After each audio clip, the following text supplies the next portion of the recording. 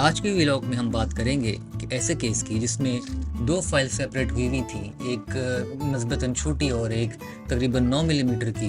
लेकिन इसमें से सिर्फ 9 मिलीमीटर वाली फाइल को आज हम तस्करा करेंगे और दूसरी वाली फाइल का दूसरे व्लॉग में। तो ये देखिए, एक 9 मिलीमीटर लंबी फाइल है जो कि फर्स्ट मोलर की मेसियोबक्कल कैनाल में सेपरेट हुई हुई है। और आप देख सकते हैं कि कदरे स्ट्रेट है कैनाल के अंदर। और ये जब पेशेंट आया था हमारे पास तो ख़ुद एक सेल्फ रेफरल था और ये पता ही चला था कि हमारे पास ये फाइल का रिट्रीवल का काम होता है। तो इनिशियली जब मैंने इस केस को खोला तो मुझे लगा कि ये कुछ ऑलरेडी अटैम्प्ट हुई हुई है इसके अंदर, और ऑलरेडी गेट्स को यूज़ करते हुए किसी ने ठीक ठाक जो है वो ऊपर से एक्सेस खोला हुआ है। तो मुझे कोई ज़रूरत नहीं थी स्टेज 1 करने की। स्टेज 2 में डायरेक्टली मैं एक्सपोजर की तरफ चला गया और मैंने एक माइक्रोट्रिफाइन ड्रिल को यूज़ करते हुए जो है एक्सपोजर का बना लिया था।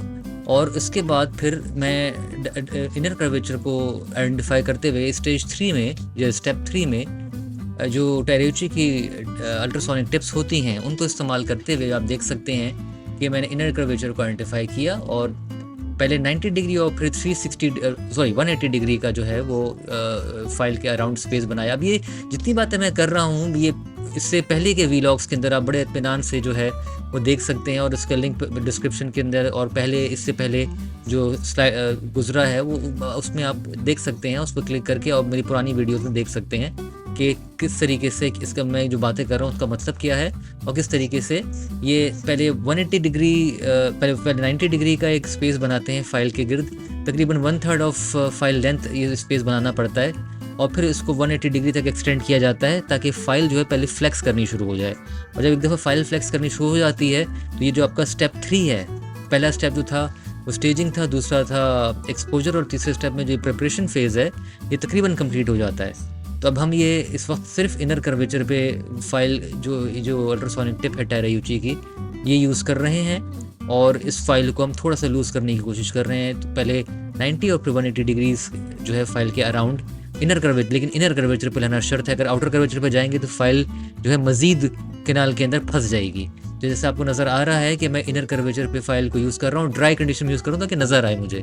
ड्राई में करना ज़रूरी है लेकिन बहुत देर तक यूज़ नहीं करूँगा क्योंकि ज़्यादा देर तक अगर यूज़ करूँगा तो PDL को डैमेज होने के भी चांसेस हैं, ना सिर्फ बल्कि जो फाइल है ये जो मैं बार फाइल कह रहा हूँ, ये जो अल्ट्रासोनिक टिप है ये भी हीट अप होके इसके टूटने के चांसेस होते हैं। तो इसको बहुत देर तक इस्तेमाल नहीं करते, इसको थोड़ी देर बाद मैं बेसिकली इसको यूज़ नहीं कर रहा। अब ये देखें, ये मैं देख रहा हूँ कि ये जो फाइल अभी फ्लेक्स कर जो है वो करना स्टार्ट हो गई है। तो मज़ीद इसको ज़रूरत है कि इसको अल्ट्रासोनिक टिप के ज़रिए से चलाते हुए इसको जो है वो लूज़ किया जाए। और मैं यूज़ करता हूँ उसको पल्सेस में, करता हूँ फिर रुकता हूँ, फिर करता हूँ फिर रुकता हूँ। और तो मज़ीद जो है वो करने की ज़रूरत है इसको ताकि इतनी लूज़ हो जाए ये फ़ाइल कि हम इसको एक लूप डिवाइस से निकाल सकें। क्योंकि जैसे कि आपको पता है कि पिछली वीडियोस में हमने जिक्र किया था कि 9 मिलीमीटर लेंथ की जो सेपरेटेड इंस्ट्रूमेंट है वो लूप डिवाइस से निकलता है, चाहे किसी भी किस्म के कर्वेचर में वो ब्रेक हुआ हो। तो अब ये निस्बतन बहुत अच्छे तरीके से हमने इसके मज़ीद आसपास से फ़ाइल को लूज़ कर लिया है और बहुत अच्छे तरीके से हमारी जो अल्ट्रासोनिक टिप है वो इसके 180 डिग्री कर्वेचर की अराउंड जो है फाइल के वो जा रही है। नज़र आ रही होगी आपको कितना क्लियरली नज़र आ रहा है, माइक्रोस्कोप के अंदर ऐसा नज़र आता है। अब मैं ये कर रहा हूँ कि मैं अकूस्टिक स्ट्रीमिंग यूज़ करूँगा।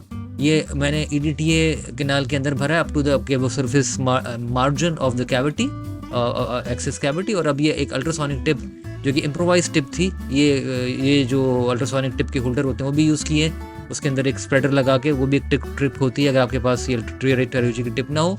और अगर टेरियोची की टिप है तो अल्ट्रासोनिक एक्यूस्टिक स्ट्रीमिंग के ज़रिए अब फाइल को आप लूज़ भी कर सकते हैं विद हेल्प ऑफ EDTA। ये सारी की सारी बातें हम अपने पुरानी व्लॉग्स में कर चुके हैं, जिसको आप मेरे पुराने व्लॉग्स में जाके देख सकते हैं और डिस्क्रिप्शन के अंदर भी मैं लिंक लिख दूंगा। अब देखिए फाइल फ्लेक्स करना शुरू हो गई है और इतनी फ्लेक्स कर रही है कि ये अब आराम से हम इसको एंगेज कर सकते हैं एक लूप डिवाइस से जो BDR पेन से करेंगे।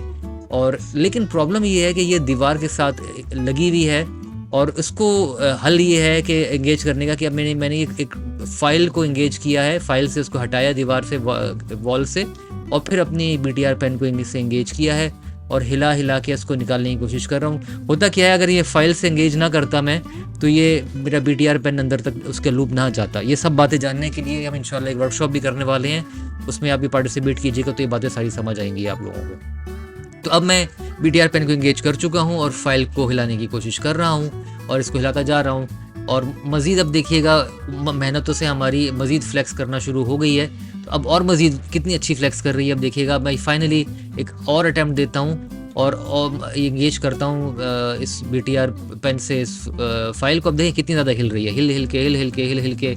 और अब ये बाहर मेरे ख्याल से आने को तैयार है। क्या ख्याल है आप लोगों का, आ जाएगी कि नहीं? इस दफ़ा देखते हैं क्या होता है। तो ये आई, ये आ गई और आके उड़ के भाग गई, गायब हो गई, गॉन विद द विंड।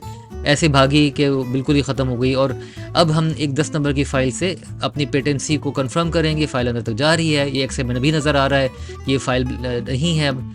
तो इसका मतलब है कि हम फ़ाइल को सक्सेसफुली निकाल चुके हैं। तो उम्मीद है आज का व्लॉग आपको पसंद आया होगा। अब पार्ट 2 का जो व्लॉग होगा, इस पार्ट 2 का जो होगा इस सीरीज़ का, उसमें हम उस पार्ट 2 में हम देखेंगे कि जो निस्बतन छोटे वाले साइज़ की फ़ाइल थी उसको हमने कैसे निकाला। तो उम्मीद है आपको आज का व्लॉग पसंद आया होगा। तो प्लीज़ इसको हमें कमेंट से आगाह कीजिएगा, शेयर कीजिएगा, सब्सक्राइब कीजिएगा। आपका आज को इस व्लॉग को देखने का बहुत शुक्रिया।